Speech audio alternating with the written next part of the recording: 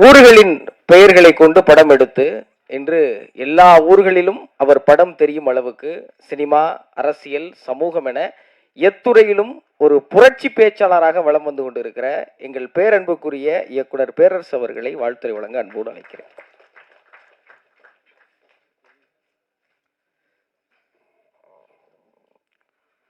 அனைவருக்கும் வணக்கம். முத்துக்குமரன் சார் வந்து முத்துரஞ்சவர் இருக்கும்போது கத்தியின்றி ரத்தமின்றி நல்ல படம் எடுத்து வரும்போது எனக்கு உறுத்த ஆரம்பிச்சு. நம்ம எடுத்த படம்லாம் சரியில்லாத படமோ, அவர் எடுத்து நல்ல படமோ அப்படின்ட்டு நானும் ட்ரை பண்ணுறேன் சார். கத்தி இல்லாமல் ஒரு படம் எடுப்போம். நெல்லி சார் ட்ரை பண்ணுவாங்க. ரெட் லேபிள் தயாரிப்பாளர் லெனின். இப்போ லெனின் ரெட்டு ஓகே, லெனினுக்கும் ரெட்டுக்கும் சம்மந்தம் இருக்குது, லெனினுக்கும் ரெட் லேபிளுக்கும் சம்மந்தம் இருக்குது.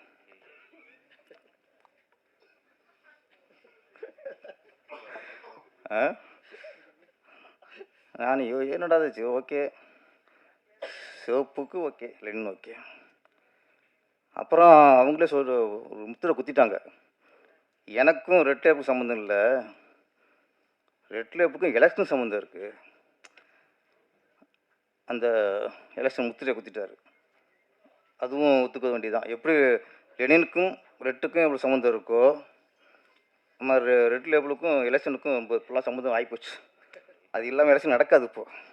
அதனால் ரொம்ப யோசிச்சு தான் டைட்லாம் வச்சுருக்காங்க.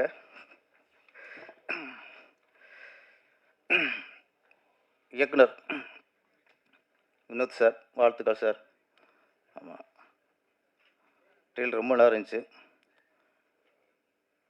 ஹீரோ புதுசு மாதிரியே இது ஒரு ஃபிலிம் தெரில. ஆமாம், கேஷுவலாக அடிச்சுட்டு போயிட்டுருக்காரு. ஒரு அழகான கதாநாயகி அஸ்வின், நல்லா பண்ணியிருக்கீங்க. ஜோடி பத்து நல்லா இருக்குது, அது ரொம்ப முக்கியம் இல்லை. அவங்க ஹீரோக்குங்க, நீங்கள் என்ன நம்மளும் அம்புள்ள மாட்டி இருக்குன்னே ஆள் வருவாங்க. அப்படி லெனினுக்கும் அஸ்வினுக்கும் ஜோடி பொறுத்த படத்தில் நல்லாயிருக்கு. ஆமாம், எப்படி கமல் ஸ்ரீதேவி ரஜினி ஸ்ரீபிரியா மாதிரி லெனின் அஸ்வின் ஜோடி பொறுத்த நல்லா இருக்குது. தொடரட்டும், ஜோடியும் தொடரட்டும், படங்களும் தொடர்ந்து எடுங்க.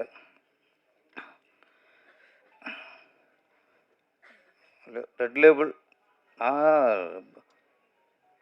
தயாரிப்பட்ட கேட்டேன், என்னதான் படம்ட்டு. கதையை சொல்லவே மாட்டேங்கிறாரு, மழுப்புறாரு அப்படியே. ஆமாம், இல்லை சார் ஒரு கல்லூரி ஸ்டோரி அப்படின்னாரு. காதல் கதையா அப்படின்னேன். இல்லை சார் அதில் எலெக்ஷன் சம்மந்தப்பட்டது. முழு அரசியல் கதையா? அதுவும் இல்லை சார், அது ஒரு த்ரில்லர். என்னதான் கதை? எலெக்ஷன் கதையும் இல்லை, கல்லூரி கதையும் இல்லை, காதல் கதையும் இல்லை. அப்படியே ஓட்டு சஸ்பென்ஸை ரொம்ப மெயின்டைன் பண்ணுறாரு.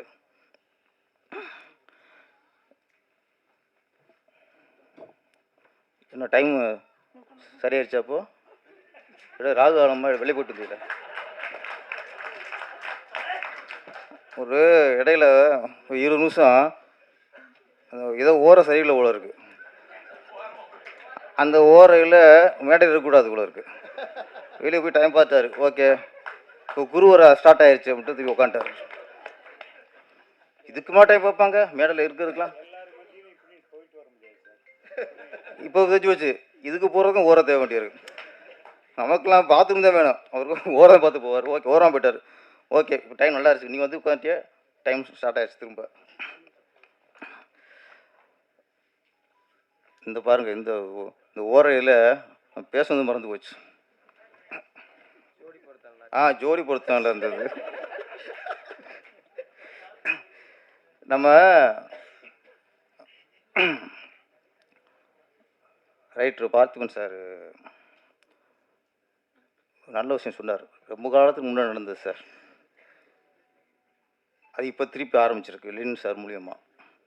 அப்போ ஏவிஎம், ஜெமினி, தேவர் ஃபிலிம்ஸ், மாடர்ன் தியேட்டர்ஸ், அந்த காலகட்டத்தில் முதல்ல அந்த கம்பெனி கதையை முடிவு பண்ணுவாங்க. கதையை முடிவு பண்ணதுக்கப்புறம் தான் இந்த கதையை யார் இயக்குனா நல்லாயிருக்கும் அப்படின்னு அடுத்த இயக்குனரை முடிவு பண்ணுவாங்க. அப்புறம் இந்த கதைக்கு எந்த கதாநாயகன் கரெக்டாக இருப்பார் அப்புறம் கதாநாயகன் முடிவு பண்ணுவாங்க. இது ஆரோக்கியமான சினிமா அதான் போய்க்கிருச்சு. ஏன்னா ஒரு படத்துக்கு கதை தான் முக்கியம். கதை தான் ஹீரோ, கதை தான் கதாநாயகி, கதை தான் இயக்குனர், கதை தான் முக்கியம். அப்போ ஆரம்பத்தில் இல்லை, அப்படியே கரெக்டாக போய்கிட்டு இருந்துச்சு. அப்புறம் பார்த்தா Sridhar, K Balachander sir, TR Bhagyaraj sir இப்பெல்லாம் வந்ததுக்கப்புறம் டைரக்டரே கதை திரைக்கதை வசனம் எழுதுனா தான் ஒரு முழுமையாக இருக்குமா தோணுச்சு. அதுக்கப்புறம் இயக்குனர்கிட்ட கதை கேட்பாங்க. கதை பிடிச்சிருந்தா அந்த கதைக்கு யார் ஹீரோ, பிரபுங்களா இருக்குமா, கார்த்திகனா இருப்பாரா, சத்யராஜனா இருப்பாரா, அந்த காலகட்டத்தில் அப்புறம் ஹீரோ முடிவு பண்ணுவாங்க. அது ஆரோக்கியமாக போய்கிட்டு இருந்துச்சு. அந்த இதெல்லாம் நல்ல படம்லாம் கரெக்டாக அமைஞ்சது. இப்போது கதையை வந்து தயாரிப்பாளர் முடிவு பண்ணுறதில்ல, கதாநாயகன் முடிவு பண்ணுற காலமாக போச்சு. அது வேறு மாதிரி போயிட்டுருக்கு. இந்த காலகட்டத்தில் நான் வந்து தயாரிப்பாளராக லெனின் சார் நான் பாராட்டுறேன். ஒரு படத்துக்கு கதை தான் முக்கியம், முதல்ல கதையை முடிவு பண்ணுவோம். அப்படி கதையை தேடி இருக்காரு. அப்போ பொன் பாத்திமா சார்கிட்ட கூப்பிட்டு கதை கேட்டிருக்காரு. கதை பிடிச்சிருக்கு, லைன் பிடிக்கல, கதையே பிடிச்சிருக்கு. கதையை ஃபுல்லாக பண்ணி ஃபுல்லாக ரெடி பண்ணதுக்கப்புறம் அப்போ இந்த கதைக்கு ஒரு நல்ல இயக்குனரை, சரியான இயக்குனரை போடுவோம். அப்புறம்தான் இயக்குனர் வினோத்தை முடிவு பண்ணியிருக்காங்க. இதெல்லாம் ஒரு படம் நல்லா வந்திருக்குங்கிறதுக்கான நம்பிக்கை இருக்கலாம். ஒரு கதை தான் முக்கியம்.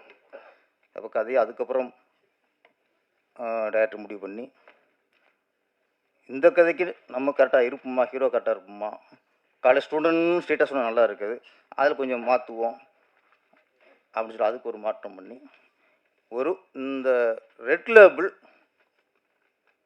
முறையாக எடுக்கப்பட்ட படம் அப்படிங்கிறதுக்கு பொன் பற்றி சொன்ன உதாரணம். அடுத்து இந்த படத்தில் அவர் என்ன சுரந்தில்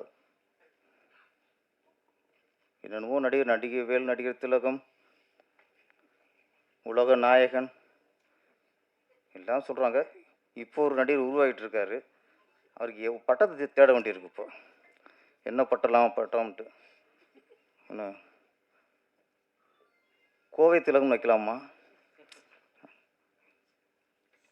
இப்போ உலக நாயகன் டைட்டில் விட்டுருச்சாச்சா? அப்போ அவர் விட்டு கொடுத்துட்டாரு, அது கூட வச்சுக்கலாம். எங்கள் சங்க தலைவர் ஆர் உதயகுமார், நடிகர் உதயகுமார் அவர்கள் இன்றைக்கி வந்து நடிகராக உட்காந்துருக்காரு. ட்ரெயிலர் பார்க்கும்போது அந்த கெட்டப் சூப்பர். ரஜினி சாரோட உள்ள ஸ்டீலாக சீடு குடிச்சு பார்க்கல. அவரை கொஞ்சம் சீரியஸாக குடிப்பார். ரொம்ப தெனாவிட்டா அப்படியே கேஸில் சாஞ்சிட்டு அப்படியே வானத்துக்கு ஊதுறாரு, புகையை விடுறாரு, புகையை மேலே வானத்துக்கு விடுறாரு. ஆமாம், ஒரு நல்ல நடிகர் உருவாகிட்டு இருக்காரு. சார், எங்கள் ஆள்கிட்ட நல்ல வேலை வாங்கியிருக்கிய. அவர்கிட்ட வேலை வாங்கிட்டு சாதாரண விஷயம் இல்லை, நல்ல வேலை வாங்கியிருக்கிய. நம்ம பொன் பாத்திமா சார் இன்னொரு விஷயம் சொன்னார். ஒரு நடிகர் கதையை கேட்டால் கமிட் ஆகிட்டான், ஓகே. ஒரு நடிகர் கதை பிடிச்சி கமிட் ஆகிட்டா அந்த இயக்குனர்கிட்ட ஃப்ரீடம் விட்டணும். நம்புனா அது நடிக்கணும், நம்பிக்கையிலே நடிக்கக்கூடாது. அவ்வளோ.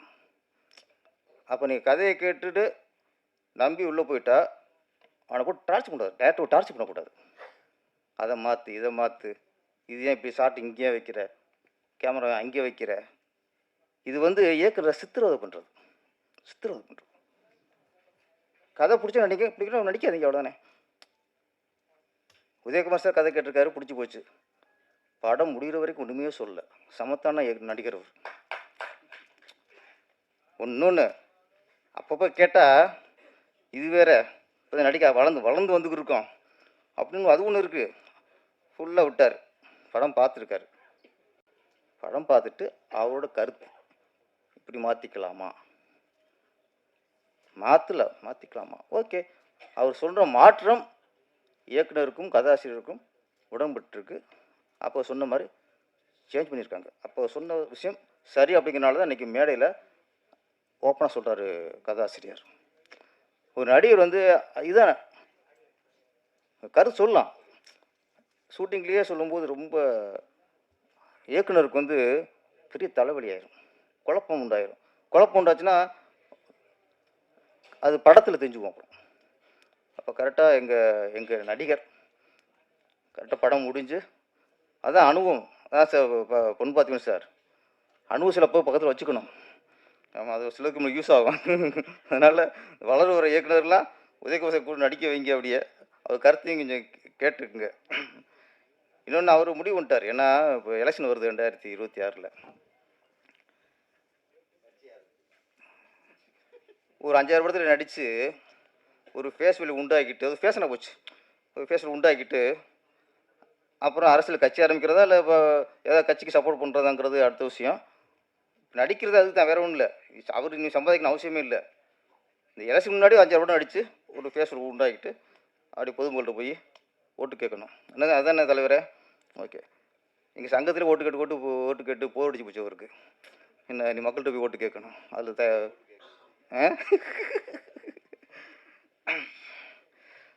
அப்புறம் அந்த படத்தில் மிஸ்டர் கைலாஷ் மேனன்.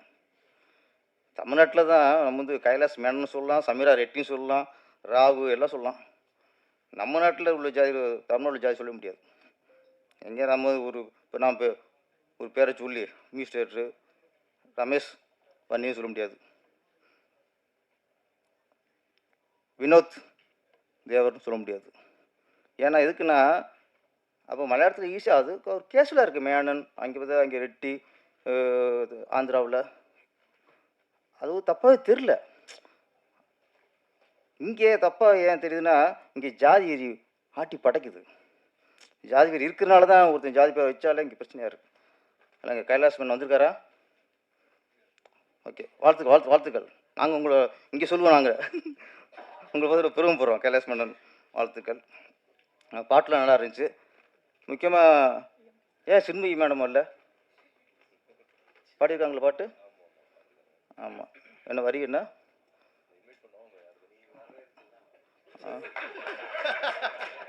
இந்த கோயம்புத்தூர் குசும்புங்க இல்லை, இந்த கோயம்புத்தூர் குசும்புக்கு இதுதான் நல்லா பாடியிருந்தாங்க. இந்த படத்து டைரக்டர் யாருன்னு தெரிஞ்சு தான் பாடினாங்களா? அது கேள்வி இருக்குல்ல, தெரியுமா உங்களுக்கு? தெரியும். ஆமாம், சின்ன படங்கள் இந்த மாதிரி படங்கள்லாம் ஒரு படத்தை முடித்து ரிலீஸ் பண்ணுறதே பெரிய விஷயமா இருக்குது, வியாபாரமாகிறதே பெரிய விஷயமா இருக்குது. இந்த நேரத்தில் அந்த படத்தை டேமேஜ் பண்ணுற மாதிரி, அந்த வியாபாரத்தை டேமேஜ் பண்ணுற மாதிரி, ஆமாம், அது ரொம்ப வருத்தமாக இருக்குது. ஒரு பாடகி அப்படிங்கும்போது சுச்சுவேஷன் கேட்பாங்க. இந்த சுச்சுவேஷன் பாட மாட்டேன்னா ஓகே, வரிகள் நல்லா இல்லை, வார்த்தை நல்லா இல்லை அப்படின்னா படிக்கும்போது தெரிஞ்சுவோம்ல, அவாய்ட் பண்ணிடலாம். இல்லை தெரியாமல் பாடிட்டேன், பொருள் தெரியாமல் பாடிட்டேன் அப்படின்னு சொல்லலாம். ஆனால் ஒரு படத்துக்கு கேப்டன் இயக்குனர், அவன் தான் முழுமையானவன். படத்தை உருவாக்குறவங்க இயக்குனர் தான். இந்த இயக்குனர்னு தெரியாமல் பாடிட்டேன் அப்படின்னா அந்த இயக்குனருக்கு எவ்வளோ அவமானப்படுத்துகிற மாதிரி, எவ்வளோ மன உளைச்சல் உண்டாயிருக்கும். இந்த இயக்குனர் தெரிஞ்சா பாடியிருக்க மாட்டேன் அப்படின்னா ஒரு இயக்குனரை குறிப்பிட்டு நீங்கள் எப்படி தாக்க போச்சு? இது வந்து மோகன்ஜிக்கு மட்டும் இல்லை, தமிழ் திரையில் உள்ள ஒவ்வொரு இயக்குனருக்குமே அவமானம் அது. நீங்கள் எல்லாருக்குமே நீங்கள் அவமானப்படுத்த மாதிரி தான். நீங்கள் அந்த படத்தில் பாடினதுக்கா மன்னிப்பு கேட்கக்கூடாது. இந்த இயக்குனர் தெரிஞ்சிருந்தால் பாடிக்கணும்னு சொன்னீங்களா, அதுக்கு மன்னிப்பு கேட்கணும். மன்னிப்பு கேட்கணும். நீங்கள் ஈஸியெல்லாம் ஒருத்தர் நீ அவமானப்படுத்தி போயிட முடியாது. ஒரு இயக்குனர் ஒரு படத்தை ஒருத்தன் கதையை சொல்லி பிடிச்சி அதை முடித்து உயிர் போகுதுங்க. இங்கே ஒரு இயக்குனருக்கும் ஈஸியாக வந்து எப்படி ஒரு இயக்குனர் அவமானப்படுத்துவீங்க? நீங்கள் ஒரு பாட்டு ஜானகி மேடம் சுசிலா மேடத்திற்குலாம் இங்கே யாரும் ஒரு பெரிய பாடகை உருவாக்க முடியாதுங்க தமிழ். ஜானகி மேடம் எவ்வளோ ஒரு பாடகி அவங்க. நேற்று ராத்திரி அம்மா பண்ணாங்க, அதுக்கு எத்தனை நாள் அற்புதம் படம்லாம் பாடியிருக்காங்க. அந்த படம் அவங்களுக்கு என்ன சீப்பாகி விட்டார்கள் என்ன? குறிப்பிட்ட ஒரு இயக்குனரையோ தயாரிப்பாளரையோ சொல்லி அவமானப்படுத்துறதுக்கு யாருங்க உரிமை இல்லை. இந்த படத்தை பாட்டு நல்லா பாடியிருக்காங்க, ரசிக்கிறோம். நீங்கள் ஒரு பாடகி, பாடுங்க, தொடர்ந்து பாடுங்க. ஏற்கனவே உங்களுக்கு தடைன்னே சொன்னீங்க, இப்போ அது இது இல்லை உங்கள் திறமை நெரிச்சு பாட்டு போங்க. உங்களை சுச்சுவேஷன் கேளுங்க, பாட்டில் ஒரு பாட்டை படித்து பாருங்க, பிடிச்சிருந்தா பாடுங்க, இல்லைன்னா போங்க. பாடி முடிச்சுட்டு சம்பளம் வாங்கிட்டு அதுக்கப்புறம் ரிலீஸ் அவங்க வியாபார இடத்துல போய் ஒரு படத்தை டிஸ்டர்ப் பண்ணாதீங்க. இந்த படத்தில் அவங்க பாட்டுக்கு சந்தோஷம்தான். இந்த படம் பாட்டு நல்ல ஹிட் ஆகும். ரெட் லேபிள் லெனின் சார் ரொம்ப ஒரு நம்பிக்கையோட, ஒரு கதையை நம்பி, ஒரு நல்ல இயக்குனரை நம்பி ஒரு நல்ல படம் எடுத்திருக்கிறாரு. இந்த படம் மிகப்பெரிய வெற்றி அடைய வேண்டும்.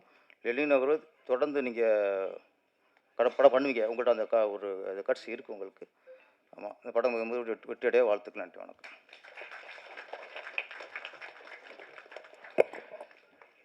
இயக்குனர் பேரரசு அவர்களுக்கு எங்கள் அன்பு நிறைந்த நன்றி.